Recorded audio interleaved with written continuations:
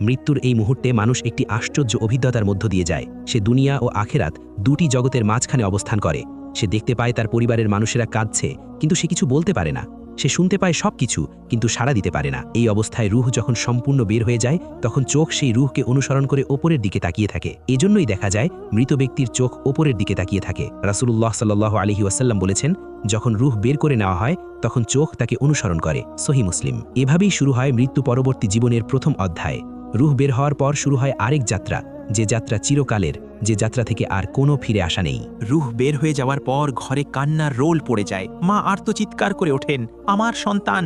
স্ত্রী বুক চাপড়ে কাঁদেন। সন্তানেরা অসহায়ভাবে তাকিয়ে থাকে বাবার নিথর দেহের দিকে। পাড়া প্রতিবেশীরা ছুটে আসে, ফোনে ফোনে খবর ছড়িয়ে পড়ে, উনি আর নেই। কিন্তু প্রিয় দর্শক, আপনি কি জানেন এই সময়ে মৃত ব্যক্তির রূহ কোথায় থাকে এবং সে কি অনুভব করে? সহিহ হাদিস অনুযায়ী মুমিনের রূহ বের হওয়ার পর ফেরেশতারা সেটিকে জান্নাতের সুগন্ধি কাফনে জড়িয়ে নেন। সেই রূহ থেকে এত সুন্দর সুগন্ধ বের হয় যা পৃথিবীতে এমন কোনো মিশকের সুগন্ধ নেই যা এর সাথে তুলনা করা যায়। তারপর ফেরেশতারা সেই রূহকে নিয়ে আসমানের দিকে উঠতে থাকেন। প্রতিটি আসমানে ফেরেশতারা জিজ্ঞেস করেন, এই পবিত্র রূহটি কার? তখন বলা হয়, এটি অমুকের সন্তান অমুক। তাকে দুনিয়ায় যে সুন্দর নামে ডাকা হতো সেই নামে পরিচয় দেওয়া হয়। এভাবে 7 আসমান পার করে তাকে আল্লাহর সামনে নিয়ে যাওয়া হয়। আল্লাহ সুবহানাহু ওয়া তাআলা তখন বলেন, আমার বান্দার আমলনামা ইল্লিয়িনে সর্বোচ্চ স্থানে লিপিবদ্ধ করো এবং তাকে তার শরীরের কাছে ফিরিয়ে দাও, কারণ এখন তাকে কবরে প্রশ্ন করা হবে। কিন্তু পাপীর রূহের ক্ষেত্রে সম্পূর্ণ উল্টো ঘটনা ঘটে। কালো চেহারার ফেরেশতারা সেই রূহকে চটে জড়ান। তা থেকে দুর্গন্ধ বের হয়,